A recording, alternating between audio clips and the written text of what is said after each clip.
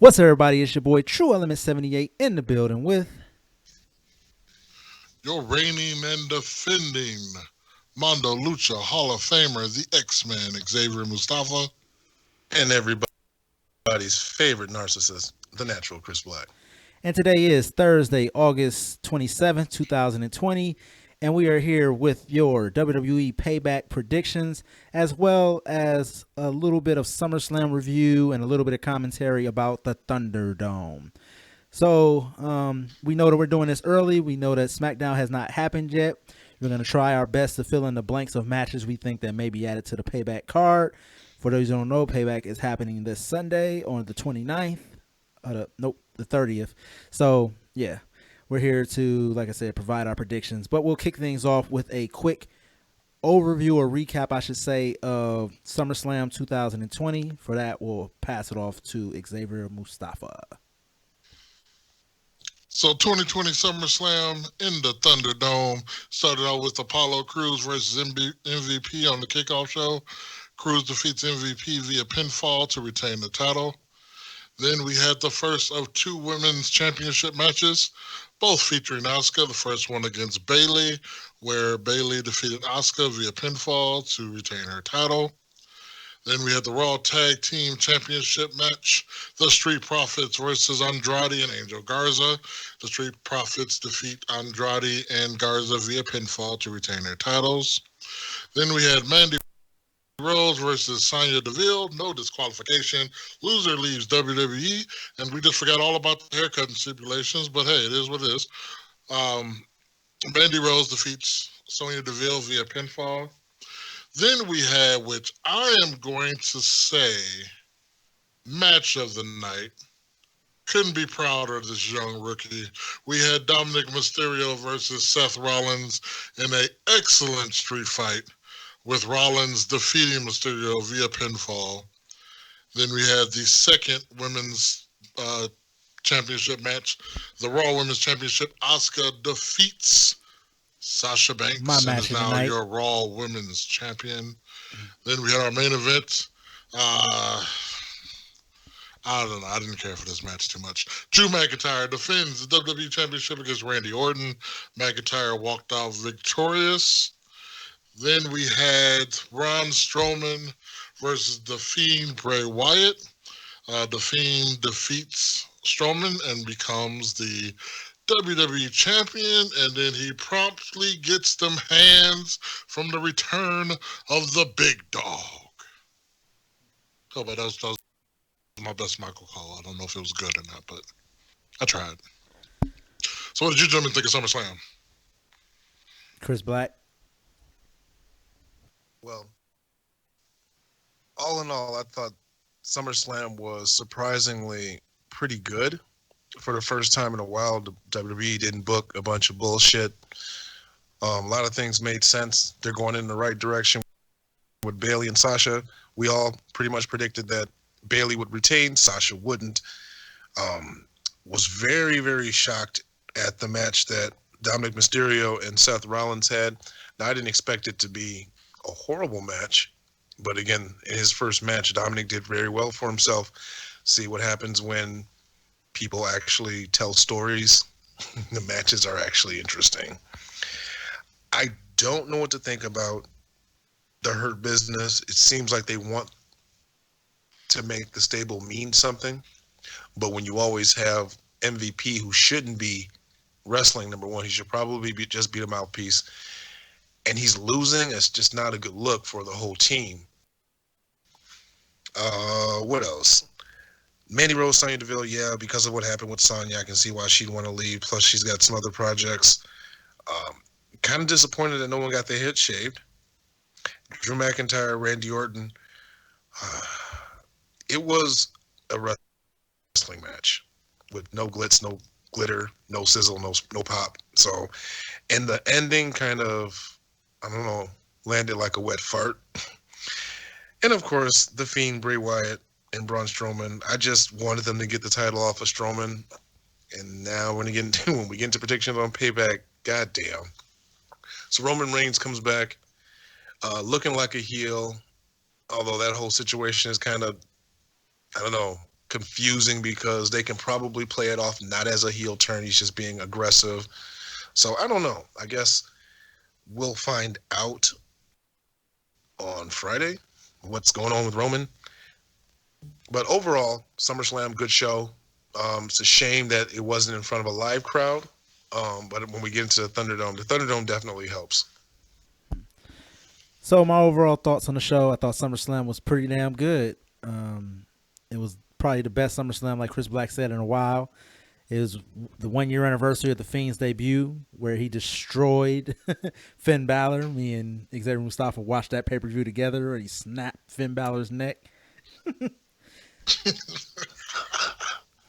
Basically murdering him. But yeah, I thought the pay-per-view was good. My match of the night was the match that I always say I can watch hundreds of times because they never have the same match twice, which is Asuka and Sasha Banks.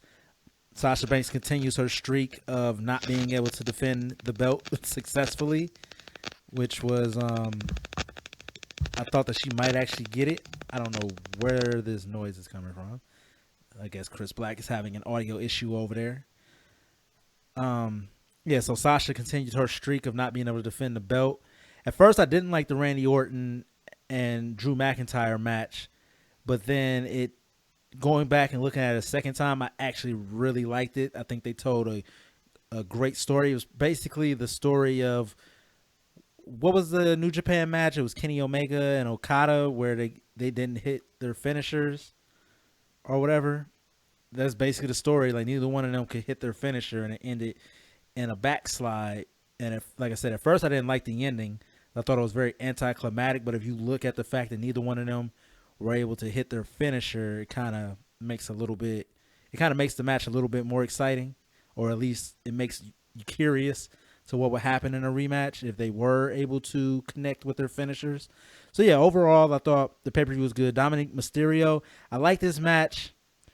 It started to get a little bit too overbooked. The problem with that match for me is that it was too long, I think. I think that match was like 25 minutes. And compared to what we're going to talk about in a second, which was NXT 30, I thought that what's the guy's name who debuted? Why can't I just had his name. McIntyre? No, I said that debuted in NXT. The football player, the punter. Pat McAfee. Pat McAfee. Pat McAfee had a way better debut than Dominic Mysterio, in my opinion, in a shorter match. So did he? Because I don't know. I thought Dominic did his thing. I'm not saying impressive in the ring. I'm not saying he was bad in the ring, but you could also tell that Seth Rollins was wrestling himself in some spots. It's not like he was missing any of his spots, but I also don't think he didn't have the intensity yet. You could tell that he was still thinking through some of the things that he was doing in the ring, where Pat McAfee just looked like a natural out there. And like if you listen, even Jim Cornette praised Pat McAfee. He said Pat McAfee might be the best heel working right now in WWE. Yeah, not to discredit anything that Dominic Mysterio did, but Pat McAfee did seem a little more natural in the ring. He just seemed a lot more comfortable. And I said to Mustafa offline, I want to know if the lack of a crowd kind of played a part in Pat McAfee not having like the wrestling jitters or whatever. Sure, he's played football in front of thousands of fans before, but this is pro wrestling. This is something that he's not familiar with doing. And I think that if there was a crowd there, he might have been a little more nervous. So I don't know, but awesome match. Absolutely just blew all my expectations out of the water. I didn't expect it to be that good of a match, but I didn't think it was going to be a stinker because Adam Cole can pretty much wrestle and have a good match with anybody. Well, is that our segue into NXT 30? Yes, we can hop into NXT 30 because to know where we're going, we got to know where we've been when it comes to Payback. So go ahead, Xavier Mustafa. You want to run us through NXT Payback? Alrighty, so NXT TakeOver XXX or 30, whatever you like to call it. The tag team number one contendership match between Legado del Fantasma versus Breezango versus Oni Lurkin versus Danny Burch. This was on the kickoff show. I was really rooting for Oni Lurkin and Danny Burch, but of course they're not going to let these guys get any higher than they are. Breezango gets the pin, and they become the number one contenders. Then we had a great match, if you like, a technical match with a lot of wrestling. Couldn't go wrong with this match. Finn Balor versus Timothy Thatcher was great in that. What's the word I'm looking for? In that aspect. If you were looking for something like super exciting and acai triple moonsaults and all this stuff, this was not the match for you. This match really showed that Finn Balor has a great range as far as being a wrestler. Timothy Thatcher stayed up with Finn Balor. It was great. Then we had the North American Championship. We had Bronson Reed versus Cameron Grimes versus Damian Priest versus Johnny Gargano versus Velveteen Dream. That was a pretty good ladder match, with the winner and new North American champion, Damian Priest, which I'm very happy about that. Damian Priest needs the title. And then he proceeded to celebrate with Triple H and some women in the hot tub. So, yeah. Rob Van Dam style. Where was Stephanie? Where was Stephanie? Stephanie was running things at the Thunderdome. All right, then we had... Wow, Triple H was getting it. Go ahead. I said while Triple H was getting it. Okay. Stephanie came up. That's Triple H's nickname for Stephanie. Don't you mean Macho Man? Oh, not going there. Not going there. Ooh, the statutory rape, baby. Okay. Then we got the match we were just talking about. Adam Cole, baby, versus Pat McAfee. Hands down, one of the top two matches of the night. Pat McAfee shocked everybody. He was a very, very great heel. His timing was great. You can still tell he's a little green, but you can tell that man has a lot of confidence in everything that he did. So kudos to Pat McAfee. But McAfee ended up getting Cole ended up getting the win on that. Yeah, I want to make a comment about that match as well, because I think I said on the podcast before I hadn't listened to any of Jim Cornette's commentary in a while, but I did listen to his commentary when it came to this match because I was curious to what he thought about it. And like I said, he gave it all the praise in the world as well. Says that Pat McAfee has a bright future. And one of the things they started talking about was how they compared Dominique's performance and a lot of the NXT guys' performances to Pat McAfee. Now, Pat McAfee's been training since 2007, wrestling, and he's been training with the legendary Rick Rogers, same guy who trained Shelton Benjamin, same guy who trained John Cena, Batista, Brock Lesnar, all of these guys. And he's like, you can tell by the way that he works that he's not working that NXT style that all of the people that come out of that training academy have. And he was just like, he's like, it's kind of curious that he's like, so what's the difference between what they're doing in the Performance Center versus what Rick Rogers is doing with Pat McAfee that sets him apart from everybody else? Because he said he came out there like he's a hell of an athlete, but just because you're an athlete doesn't mean you can wrestle. And and him and his broadcast partner, they pretty much both said this is probably top two debuts in WWE history.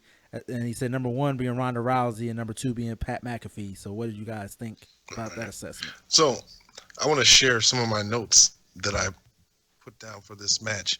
So I wrote down, I missed the crowd interaction during Adam Cole's entrance. Lame pre-match promo by Pat McAfee with his generic Lashley music. So starting out, I wasn't expecting much when he came out. McAfee actually wiped his feet before getting into the ring, and I thought that was kind of a good gesture, because that just shows he's got respect. McAfee actually moves kind of naturally in the ring. I'm actually impressed. McAfee lands a top rope swanton onto Undisputed Era into security. McAfee has the heel mannerisms down.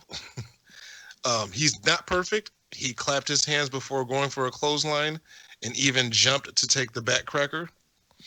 That superplex spot, wow. again, showing his athleticism. Delivers the punt kick to Cole, and I seriously thought it was over. And last, Cole hits the Panama Sunrise for the win.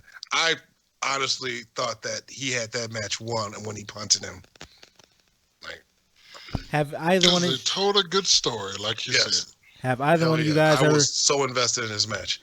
have either one of you guys ever been in a training camp with Rip Rogers? No, I have not know. Anybody? I've heard good things. Okay. All right. yeah, dude, like exactly. Get him in the performance center to train or something. Shit. This is a prime example that the performance center, I don't want to say it's broken, but that it's broken because it's everybody teaching the same thing. Like Jim Cornette says, you're not taught to be individuals. You're taught to be the same thing. It's like, you're the same mold of clay becoming the same action figure. And if Pat McAfee doesn't show them like, hey, what we're doing is wrong, that's on them. That's gonna be their fault. Yeah, that's pretty much what he said. He says Pat McAfee probably went behind that curtain and had a locker room full of NXT Performance Center recruits looking at him like, well, what the hell are we here for? Right, because like I was telling, again, offline, I was telling Mustafa, I'm like, my God, he had a much better match than most guys who've been training for, 2 years or whatever. Who's had 2 years in the business, he had a much better match than like a lot of newcomers. But again, I guess the quality of training, not the quantity, but the quality, is what really matters. Not to get too not to get too sidetracked, but who is someone who you attended a training camp with that you believe helped elevate your style? Samoa Joe. Yeah. So, Samoa Joe, Christopher Daniels. Those are probably my top two that I did training stuff with. Okay. All right, let's finish off NXT. Alrighty. Pull my notes back up. All right, then we had the second best match of the night. The Women's Championship of NXT, Io Shirai successfully defends against Dakota Kai. This match was great. And then you had, Rhea Ripley come out and do some stuff and kind of just basically shit on that entire match. But anyway, then we go into our very, very disappointing heavyweight championship match between Keith Lee, who was defending against Karrion Kross. Karrion Kross did win. However, he did not win because he separated his shoulder. So he came out injured, and then Keith Lee also lost because he had to go to Raw. I don't know if we're talking about that on this episode, but soon we will talk about his debut on Raw. So yeah, there were two losers in this championship match. But if anybody won, I guess you can say Karrion Kross. Yeah, he went home to Scarlett, so he won. Facts. Yeah, we're going to talk about Keith Lee because he's going to play a part in Payback on Sunday. So we'll talk about his debut on Raw. But before we get into that, let's just touch on, and I'll pass it off to Chris Black to kick things off. So far, what have been your thoughts on ThunderDome? I know we did our last podcast episode, and ThunderDome hadn't happened yet. So, Chris Black, what are your overall thoughts on ThunderDome thus far? And what changes do you see? As usual, I'm not one to hide from being proven wrong. I thought that it was going to be kind of disastrous. I thought it was going to be not really add much, but it really does add to the whole atmosphere of the show. It makes a big difference because it is something aesthetically you can see more. You see the faces in the crowd. Of course, there's some shenanigans by some of the people. I'm sure we'll go over that. But overall, good job, WWE. It's a good fix for now, but I'm thinking in the long term, I think when crowds return, we are no longer going to see the ThunderDome because it's not going to make any sense to set all that up. I think it'll take more than the time that you have to go town to town, basically. So I don't know. Enjoy it while it I don't think it's going to be around for long.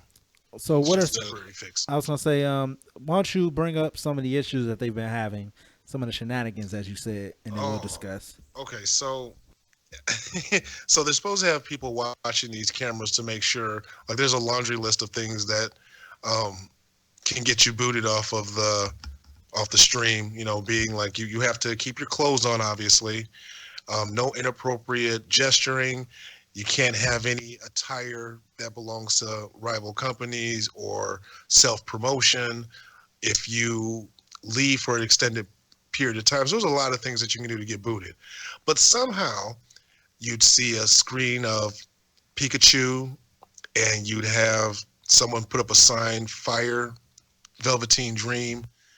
You had a KKK member apparently sitting in his robe with his hood on. You had still images of Chris Benoit, or I think it was his last promo even playing.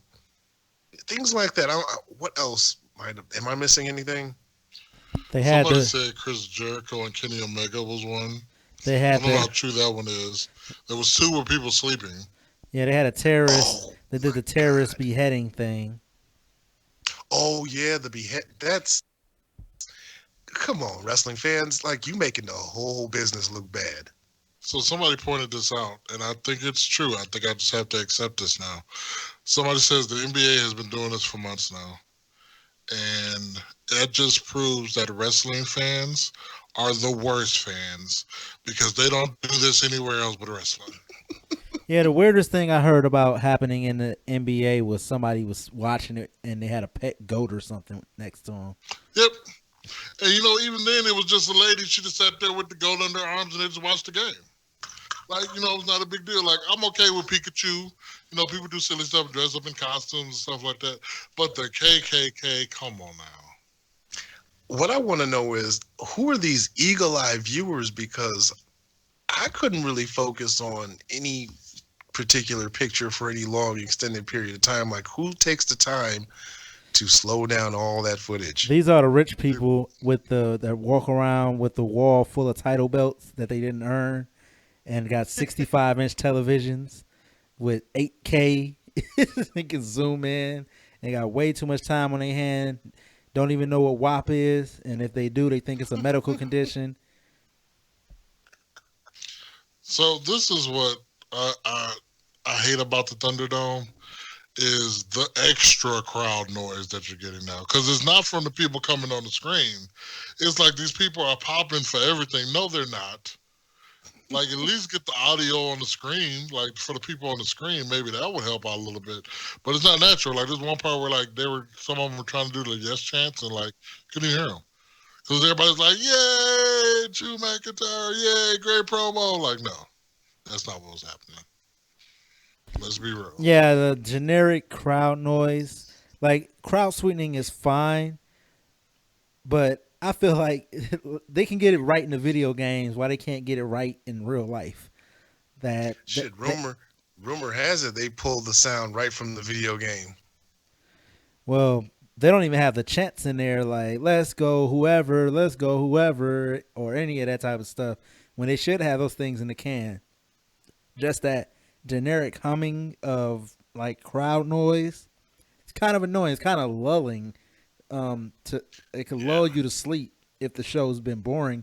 Which Thunderdome so far, I feel the shows have been more exciting, and they haven't been as boring. It has brought the show up a little bit more. But at the end of the day, as we said here before, it's not just about the aesthetics of the show. It's about the stories and the in-ring all coming together. And I still think that they're suffering in the story department, and they're also suffering from the same issue they always suffer from, which is Vincent Kennedy McMahon not knowing which direction he wants to take the show and not delivering on things that are promised, like on this past Monday Night's Raw. But we're not here to necessarily get into all of that. But with that being said, let's talk about Keith Lee's introduction, and then we'll get right into the Payback predictions. Xavier and Mustafa, you want to kick things off because you put up the post about Keith Lee and his debut on Monday Night Raw. So take us through it. All right. So I'm not the biggest fan of Keith Lee. However, However, when I say that, that does not mean that I don't support this man. So I'm like, all right, come on, let's do them right, like they did them in NXT. Like, let's keep that momentum. So Randy Orton's out there cutting the promo, right? They start out with the bask in his glory. I'm like, all right, here we go. Then some random ass music started playing, and Fred was like, what? So he comes out to this weird music. Now he got like a t-shirt on and like a kilt or something of that fashion. And I was silkies.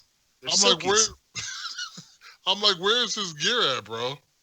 And then he comes out and he cuts his Keith Lee promos, which I don't know if they're starting to grow on me or not, but when he comes out and he starts using those big, huge words and everything, I'm just kind of like, You forgot they also shaved this brother. Why did they shave him? Listen, Vince. I know you're listening to this, man.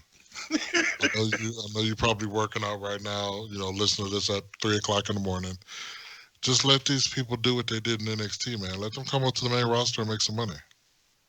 I don't know why you feel you need to strip them down to their core and rebuild them after they've made you money in NXT, bro. Come on now. You know what's next? They're going to shorten his name. Oh, God. This is going to be Keith. Here comes Keith, everybody. Knowing them, it's going to be Lee. It's just going to be Lee.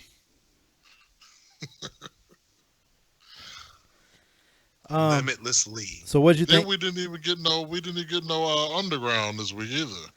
Well, that's what I said. Well, that's what I said I wasn't going to get into. But what did you guys think? Like, you touched on the music. You touched on him being shaved. What did you think about them making him wrestle in a T-shirt, come out with his jacket on, and like he had a skirt on and all of that stuff? Stupid. It was stupid. We were just talking about that. Yeah, it didn't make any sense. I thought what Mustafa thought. I was just like, did dude forget his gear? Especially when he was just there a year ago doing the Survivor Series stuff in his normal gear, and he was over. Why change it? And it's not like he's like sloppy big, like he's not sloppy. So I don't know why they felt the need to cover him up and not let him wear his biker short gear. Just wait till they try to bring. I just had his Walter. Bronson Reed? No, wait till they try to bring Walter to the main roster. That's why Vince ain't. If Vince wanted Walter to be on the main roster full time, I'm sure he could probably convince him with some cash. Vince ain't interested in Walter. I'm telling you, he's not. He don't give a shit. Walter said he has no interest in the main. He's pretty much said the same thing that Tommaso Ciampa said. Yeah, now we see why Tommaso Ciampa's like, fuck that main roster. But what's the difference between a Walter and a JBL? Nothing. They both gonna come to the main roster and they'll get people over and they're gonna have the potential to make money. Yeah, but he's gonna change his music. He's gonna make them wrestle in a T-shirt. He's gonna have them dancing like Kozlov. Oh, God. He's gotta be interesting, damn it. He's gonna try to put a mask on Walter. That's what he's gonna do. Lord. Best roster on the planet. Can't do shit with it. So I'm telling you, man, if I had a quarter of WWE's roster, boy, the things I'll do. Well, you did say the legacy. We chop liver. Well, you did say. I'm just saying. Yeah, I was about to say you did say the Legacy Pro was the best professional wrestling in the Midwest. And with that being said, actually, let's do some church announcements real quick here in the middle, and we're gonna jump right into Payback. All right, well, ladies and gentlemen, we are about a week away, Saturday, September 5th, live at the Roof River Center at Franklin, Wisconsin, Showcase of Champion 5. It is our biggest show of the year. We have in our main event, it's going to be Chris Black and Jordan Harrison tag teaming against the Caribbean Connections and the Dark Match Mafia for the Legacy Pro Wrestling Tag Team Championships. And then we just actually announced a couple of matches on the preview show, which you will be hearing on the podcast feed sometime soon. But we announced that we're going to have a GLCW Heavyweight Championship match between Backwoods Brown. This man is 400 plus pounds. You know, he maybe earlier me in my career. So I see good things out of this big man. He's going to be defending against Onyx Andrade. If you don't know Onyx Andrade, just had a big knockdown drag out with Sean Priest. Very hard hitting match. Not for the what did they say? Faint at heart, if you will. Then we also talked about Brown Sugar, our heavyweight champion. He'll be defending against Garrison Creed. And then we have JDX, Justin D. Xavier, who actually just had a great match with ACH at the Black Wrestler Matters show. He is going to be wrestling Connor Hopkins, which is another young upstart coming out of the Illinois, Iowa area. So that's what's been named so far. And we still got some more matches to announce. So make sure you get your tickets right now, LegacyProWI.com or Facebook.com/LegacyProWI. All right. Well, I got a little bit of a news. So I'm putting together a weekly wrestling report show for New Japan. And the idea is I'm going to post it up on my YouTube page every Thursday. It's going to be the Chris Black's NGPW report. I'm basically going to go count down the top stories of New Japan for the previous week. Plus, I'm going to preview NJPW Strong that airs on Friday. Hopefully, this show will gain a little bit of traction. New Japan is kind of like the redheaded stepchild of the wrestling world. Not too many people talk about New Japan, so quite possibly I can gain a little bit of a fan base there, because if I'm loving New Japan as much as I do, I'm pretty sure other people do as well. That's all I got. All right, now let's go ahead and get into these Payback predictions. We're gonna, like I said, we're gonna add matches that we think that may happen, and one of the matches I think may happen is Jeff Hardy's probably gonna end up defending the Intercontinental Championship. I have no idea what type of match it could be in, but my prediction would be that it's going to be in a fatal four-way possibly for the Intercontinental Championship. And I could see that being Jeff Hardy defending against AJ Styles, Baron Corbin, and Sheamus. Any thoughts? Any other prediction of a match that you think Jeff Hardy may be defending? I would probably do Jeff Hardy, Matt Riddle, Sheamus, and do you do Corbin or do you put AJ Styles in there again? It would be Corbin if it's Matt Riddle then. Yeah, Corbin then. And that belt's not going off of Jeff. Not this soon. Not this soon, but I do know Sheamus, that's the only belt Sheamus has not won, and he wants to win it before he retires. So I think that Jeff Hardy may be the transitional champion to get the belt on to Sheamus at some point. So I would say whatever match Jeff has, I believe he retains, but I do think it's going to be a four-way match. What do you think, Xavier, Mustafa? What match do you picture Jeff Hardy defending the belt in at Payback? I could see it being a four-way. Did they put a belt on Sheamus? Because I think out of everybody, that's probably who, if he were to lose it to, he'll probably lose it to. But I don't think Sheamus needs a belt. All right. So Jeff retains in your scenario as well? I'm sorry? So Jeff Hardy retains in your scenario as well? Yeah. Okay. Yeah. So, other than that, I'm sorry. No, that was an exciting take. I know. Calm down. Other than that, there's been 4 matches announced for the show. So, one of the matches has been announced is you're going to have the United States champion Apollo Crews defending against Bobby Lashley. He's no longer defending against MVP. I think that the Hurt Business needs to win. Absolutely. I think that Bobby Lashley needs to get the title off of Apollo Crews. I'm just concerned that as soon as it's off of Apollo, he's just going to kind of fade off in obscurity again. Do you think that Cedric Alexander is going to cost him the belt? I want to say yeah, but they've been telegraphing the shit out of it. And normally they always try to swerve people. So I would like to see Cedric turn. I like to see Ricochet turn. But I don't think it's going to happen. I'm telling you, man, it's going to be Ricochet, man. I can't trust them light-skinned dudes. That's who it's gonna be because nobody's gonna expect it. Everybody think it's gonna be Cedric. You just said his name too. Just got that quick. Cedric. Yeah, you just said Cedric Alexander. They will swerve everybody if it's Ricochet. I like how Mark Henry called him Cedric the Entertainer. All right, next up we got Keith Lee taking on Randy Orton. Is this the test? Yep. Keith Lee is not going to get a win over Orton. Well, no. Wait a minute.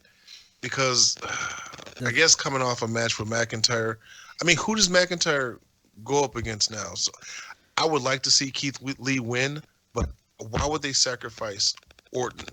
So I don't know. I'm gonna go with Keith Lee. If it wasn't for the fact that we know that they are leading to Randy Orton and Edge again, I think Randy Orton has to steamroll everybody he goes against to make that match mean something. But God damn it, you make Keith Lee lose? I mean, he already lost anyway. I hate WWE. This is his punishment for getting over in NXT and thinking he's big stuff when he comes to the main roster. This is for getting cheered when he went up against Roman Reigns at Survivor Series. Lord have mercy. So I'm gonna go. This is why we can't have nice things. I'm gonna go with Randall Keith Orton. Do you think he hits him with the RKO and says "stupid, stupid, stupid"?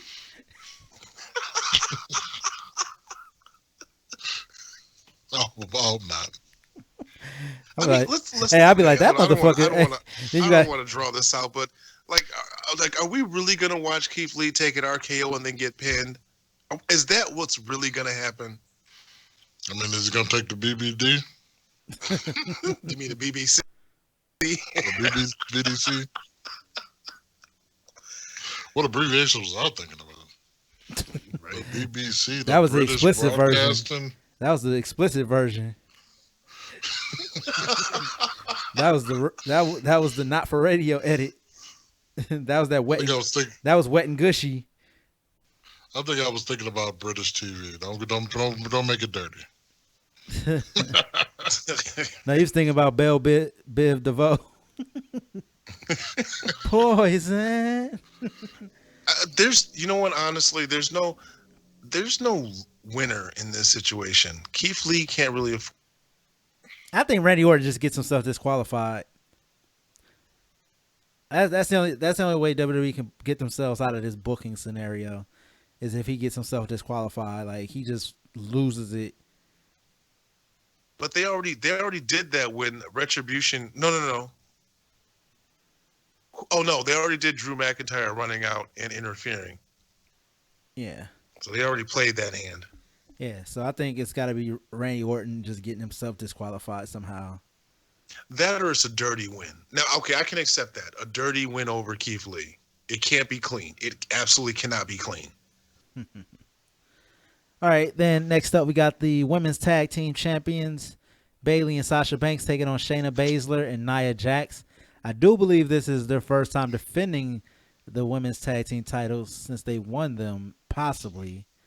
So this match is stupid. Sasha takes the pinfall again.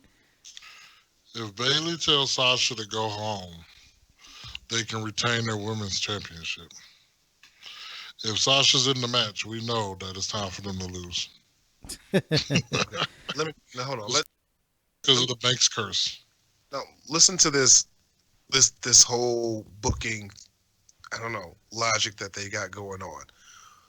So Shayna Baszler says that she'll team up with Nia Jax to win the tag team titles. So Nia Jax basically lets her go after Asuka.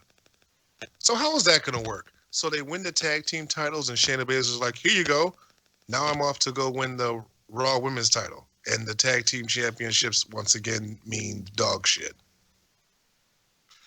I need WWE to give up on Nia Jax.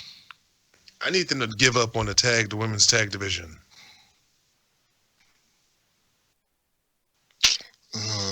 kind of want to agree with you on that, but then there's the Iconics, and they make it worth it. They can't carry the whole division though. I don't know. This is another. The only point that this match has is it's going to advance the Bayley and Sasha Banks storyline. That's it. I hope Shayna Baszler can get some momentum out of this. Do you really want a Shayna Baszler Nia Jax championship run? No. But I just hope she can look dominant and maybe Nia Jax takes the pin or something, and then we can set up something between her and Bayley or her and Sasha. Just something.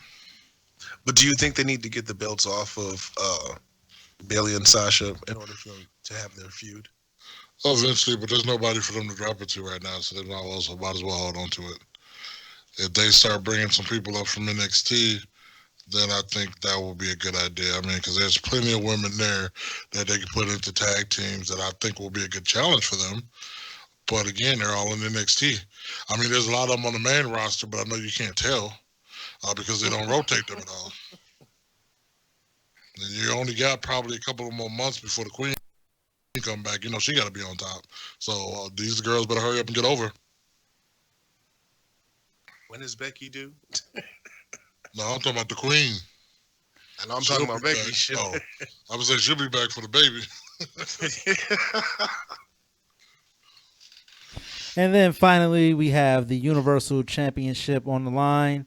The champion, The Fiend, taking on Braun Strowman and Roman Reigns in a triple threat, no holds barred match. Shoot me in the face right now. Oh my God. Okay, I'm saying this publicly. I promise you, as much as I would love to see a Roman Reigns heel turn, heel run, if he pins Braun Strowman and wins the title, I'm fucking done with WWE for a while. You guys can watch this crap. I will watch New Japan and Impact and all the. Basically, I watch everything else but WWE. No, the Fiend definitely retains in this one. They're not going to give it to Roman right away. Not at a Payback. Nah. I don't know. The ratings are struggling. You know Vince. He's going to go with what he knows. Yeah, but having Roman Reigns on top versus having him at the very top, I don't think really is going to make that big of a difference. Just having him there is going to be great for business. But I just don't see it transferring on the Payback. Any of these minor pay-per-views, that's going to be a SummerSlam or WrestleMania type thing for Roman. You've got more faith than I do. You know, I like to believe that he isn't a senile old man. Time will tell. I'm going to go with the Fiend retaining because him and Roman are going to have to do their one-on-one match. Or who knows? We never got that Goldberg-Roman Reigns match, so maybe Goldberg interferes. Well, okay, so now that they're in a bigger stadium, are they having Hell in a Cell and all that other bullshit pay-per-views in the fall? Because I can see Roman Reigns and The Fiend in another in a Hell in a Cell match. The last time that happened, let's see how it worked out for Seth Rollins. He's kicking too much ass. He's kicking too much ass. He won. Right. Listen, I know this is no DQ. However, you're going to win by DQ because if you kick any more of his ass, we're not going to be a PG company anymore. Lord. But the way Roman put them hands on him made Fiend look weak, I thought. Right? What happened to his no sell? He sold the shit out that one spear. Right, he should have pulled out the big ass hammer and whopped that nigga. You say whop? Whop that fool. I don't think WAP means what you think it means. Anyways, they as a Molly Wop. Not talking about Roman Reigns used what? as a weapon. Lana was there. They I don't know. It seems like the weakness of the Fiend is the spear. Like, oh God! Bring out the spear of destiny, and the Fiend is just lose. See, all Fiend you got to do is, man, you just need to get like a piece of pan or something built into the chest piece, Like, gotcha. It's been done. So I don't know. That's true, but it was WCW, so nobody. That don't count. I actually, Nobody saw it. I actually think they should put this match in a cage. Those three. But they want them to destroy ringside, and somebody's probably going to get speared through the plexiglass. Braun Strowman's probably going through the plexiglass from a spear. Like Let me run something by you guys because I heard this rumor. I don't know what to think about it. I want to get your guys' opinion. So people are saying, because everyone's talking about Retribution. What if Roman Reigns is leading them, and it's not like a faction per se. It's kind of like basically he's Shredder and they're the Foot Clan. He has just like a whole bunch of minions. Because that T-shirt he wore was very interesting. Was it destroy everyone and leave? wreck everyone and leave. Wreck everyone and leave? Yeah. So I've heard the rumors. It kind of makes sense, but I think it makes too much sense for WWE, and I don't think they're ready for that. And it seriously would be the Dark Order 2.0 at that point.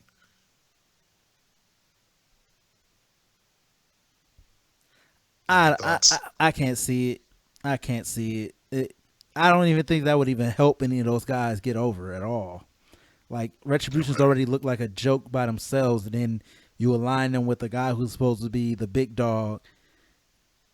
Like the big dog doesn't run it with a pack. So this is Payback. No one's mentioned Retribution. No one's mentioned any run-ins. When do they reveal who these people are? Do they get involved at Payback, and with which match? The rumor I've heard is that they're not going to reveal who's in Retribution until after the draft, because if you reveal them before the draft, that makes them eligible for the draft. I still think Retribution is going to be led by Sami Zayn. Like I've heard, that'd be hilarious if they are part of the draft. Like, you get Retribution. They're in the locker room like, damn, I didn't want to go to Raw. Like I know they're talking about as NXT call-ups, but if it was anybody for me, I think it should be led by Sami Zayn. It should have the Forgotten Sons as a part of it, since they haven't been on television. Let's just forget them. They don't work there no more, do they? And then I don't know whoever else you could sprinkle in there who has been unjustly not utilized the way that they should be. But if it was me and I was booking, Sami Zayn is going to be the leader of Retribution. Did they let go of Bo Dallas? Oh, never mind. Never mind. There's another rumor. This isn't a rumor show. Let's not go there. So, yeah, that would be my thoughts on Retribution. But other than that, that has been you guys' Payback predictions. I think you guys both said who you predict to win the title match, right? Yeah, The Fiend. Yeah, I said the Fiend. I'm going with Reigns. All right. Other than that, you guys got anything else? All right, go ahead and sprinkle in your social medias. You can catch me at Xavier Mustafa on Facebook and on Twitter. You can also catch my other solo podcast, XM Cinema, wherever you're listening to your podcast at. Go ahead, find that, hit that subscribe button. Also, you can find me on my social medias for those, XM Cinema on Facebook, Twitter, and on Instagram. You can catch me at The Natural Chris Black on Instagram and Facebook, and at _natural_CB on Twitter. Also, go ahead and subscribe to the Natural Chris Black YouTube channel. I will be putting up the very first episode of the New Japan Pro Wrestling Report. And I have not forgotten about the Cobra Kai series review. I'm still going to do those. I still have all the work done. I just got to record them. Now that it's on Netflix, season 1 and 2, and they're not doing season 3 until 2021. So that'll give me time to get all those reviews out for season 1 and 2, just in time for season 3 to come around. Haven't forgotten. I'll be checking out this series too. It was badass. And Netflix has Legend of Korra right now. I know you have Avatar The Last Airbender fans. And Avatar's still on there too. I think the movie's on there too. Don't watch that.